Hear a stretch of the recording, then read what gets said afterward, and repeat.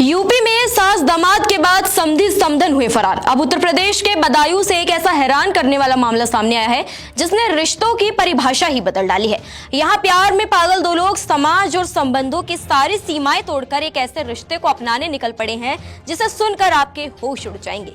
बदायूं में समधी और समधन की ऐसी प्रेम कहानी सामने आई है जो रिश्तों की मर्यादा को शर्मसार कर रही है। महिला को अपनी बेटी के ससुर से प्यार हो गया है और फिर दोनों ने ठान लिया कि अब वो साथ ही जिंदगी बिताएंगे।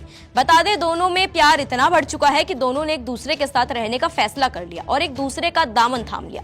उनके प्यार में परिवार वाले रुकावट न बने, इसलिए समधी समधन दोनों घर से फरार हो गई। यूपी के बदायूं में अलीगढ़ जैसा मामला सामने आया है। फर्क सिर्फ इतना है कि अलीगढ़ में सास दामाद के साथ फरार हो गई थी और बदायूं में समधन अपने समधी के साथ।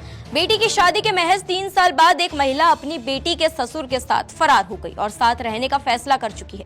दोनों के बीच कोई रुकावट ना आए, इसलिए दोनों ने घर का सारा सामान, जेवर और नगद समेटा और निकल लिए एक नई दुनिया बसाने। बता दें, महिला के 4 बच्चे हैं, जिसमें एक लड़की की शादी 2022 में हो गई थी। उसी के ससुर के साथ महिला ने जीवन बिताने का फैसला कर लिया है। महिला का पति ट्रक ड्राइवर है। पीड़ित पति ने बताया उसकी शादी उसकी पत्नी ममता के साथ 2002 में हुई थी। 2 बेटे और 2 बेटियां हैं। बड़ी बेटी की शादी 2022 में की थी। वो अक्सर ट्रक चलाने के कारण बाहर रहता था। पत्नी के बताने पर पैसा उसको देता रहता था। उसके समधी शैलेंद्र का घर में आना जाना शुरू हो गया। उसकी पत्नी ममता के साथ उसके संबंध हो गए। अब ममता शैलेंद्र के साथ फरार हो गई। पूरे मामले की शिकायत पुलिस से की है। पति बोलता है, मैं लंबे रूट पर ट्रक चलाने का काम करता हूं। मैं पत्नी को समय पर पैसे भी भेजता रहता था। मेरी पीठ पीछे मेरी पत्नी मेरे समधी को बुलाती थी और रंगरेलियां मनाती थी।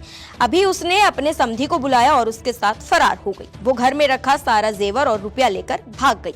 दिल्ली टू काठमांडू गाड़ी चलाता हूँ। मुझे हो गए 2 साल चलाती है। मुझे पता नहीं मेरे घर में क्या होता है क्या नहीं होता है। मेरी मैडम फोन करती है, मैं पैसे डालता रहता था। मैंने कभी ये नहीं पूछा कितने पैसे खर्च हो रहे कितने नहीं है। ट्रक ड्राइवर की इनकम है कम से कम 40,000 रुपये महीने की, ठीक है। उसके बाद में मेरी पीठ पीछे क्या चल रहा है क्या नहीं चल रहा है इसके बारे में जानकारी नहीं है। जब जानकारी पड़ी मैंने कहा मैं घर आके बताऊंगा, ठीक है। इससे पहले 3 बार मैं हंगामा कर चुका हूँ, 3 बार भाग चुकी है अपने समधी के साथ में। इससे पहले भी बात इससे पहले भी मैंने फिर भी इसे रख लिया घर में।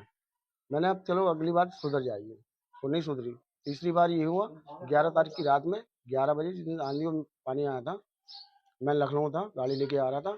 इसे पता लग गया ये आ रहा है कलेश हो घर में। समधी को फ़ोन किया, 700 रुपये वहाँ से गाड़ी करके आया। गाड़ी वाले का नंबर है, गाड़ी वाला खुद जान रहा है। इसी पर महिला के बेटे का कहना है, मेरे पापा घर पर नहीं रहते थे। मम्मी हर तीसरे दिन अपने समधी को बुलाती थी और घर में उसी के साथ रहती थी। हम लोगों को दूसरे कमरे में भेज दिया जाता था। वो अपने समधी के साथ एक गाड़ी में बैठकर फरार हो गई। वहीं पड़ोसियों ने कहा, महिला का पति ट्रक चलाने का काम करता है।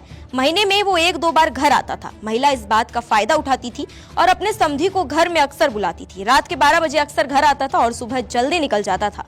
महिला को भी वही लेकर गया है। वो समधी के संग गई थी। क्या नाम है समधी?